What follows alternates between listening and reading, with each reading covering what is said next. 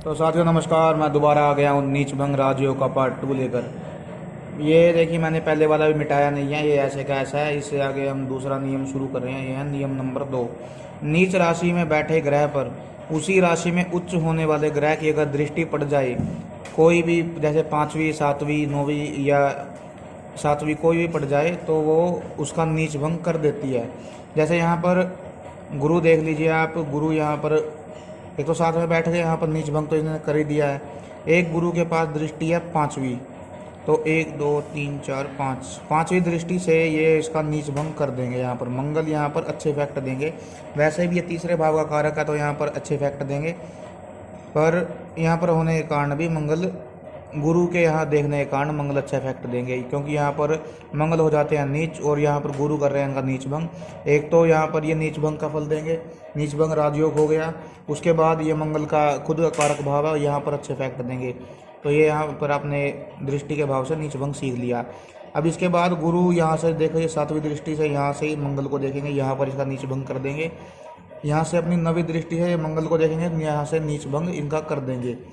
और एक और जो मैंने सबसे ज़्यादा ज़रूरी बात है, जो ग्रह नीच होगा उसकी डिग्री देखनी है।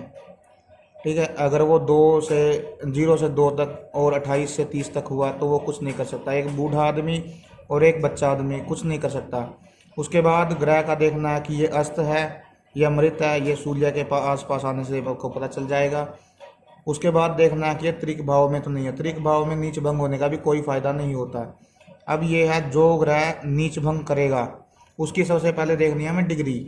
उसकी भी डिग्री 0 से 2 और 28 से 30 के बीच में नहीं होनी चाहिए, क्योंकि अगर नीच भंग करने वाला ग्रह ही कमज़ोर हुआ तो वो क्या ही नीच भंग करेगा।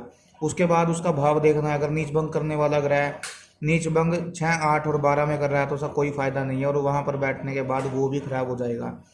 अगर नीच भंग करने वाला ग्रह भी अस्त है, सूरज के आसपास है, तो वो नीच भंग नहीं कर सकता, क्योंकि उसके पास जब चलने की ही पावर नहीं है तो वो दौड़ेगा क्या, अच्छे इफेक्ट क्या ही देगा। जब वो अपने मतलब खुद का ही इफेक्ट नहीं दे सकता, तो वो किसी ग्रह का अच्छा इफेक्ट क्या देगा। तो अब आ गए हैं हम अपने नियम नंबर 3 पर। रुक जा, कीप करी चल। एक दूसरे की नीच राशि में होने के बाद ग्रह अगर एक दूसरे पर परस्पर दृष्टि डाले तो नीच भंग होगा। देखिए, जैसे यहाँ पर सूर्य देव बैठे हैं अपनी तुला राशि में, अपनी नीच राशि में, और शनि बैठे हैं यहाँ पर मेष राशि में। तो ये एक दूसरे पर 7वीं दृष्टि डाल रहे हैं। यहाँ से शनि 7वीं डाल रहे हैं और यहाँ से सूर्य अपनी 7वीं दृष्टि डाल रहे हैं। तो ये एक दूसरे का नीच भंग कर देंगे, पर इनका कोई अच्छा इफेक्ट नहीं होगा। ये एक दूसरे का बस खराब इफेक्ट खत्म कर देंगे। ये बस सम होकर यहाँ पर बैठ जाएंगे। अब देखिए, जैसे यहाँ पर मंगल नीच के हैं और गुरु भी नीच के हैं। अब यहाँ पर गुरु अपनी 7वीं दृष्टि मंगल पर डालेंगे और मंगल अपनी 7वीं दृष्टि गुरु पर डालेंगे। तो यहाँ से इन दोनों प्लैनेट्स के ही अच्छे रिजल्ट मिलेंगे, क्योंकि ये दोनों प्लैनेट अच्छे भाव में बैठे हैं। और उसके बाद नीच राशि में होने के बाद एक दूसरे का नीच भंग कर रहे हैं, तो यहाँ पर ये सबसे अच्छा इफेक्ट देंगे। अब एक टास्क है, अगर यहाँ पर बुध बैठे हैं, ये मैंने आपको पहले वीडियो में बताया है। अगर यहाँ पर बुध बैठे हैं तो शुक्र कहाँ पर बैठेंगे इनका नीच भंग करने के लिए। तो आप ये मुझे कमेंट कीजिए, आपका ये नियम हो चुका है।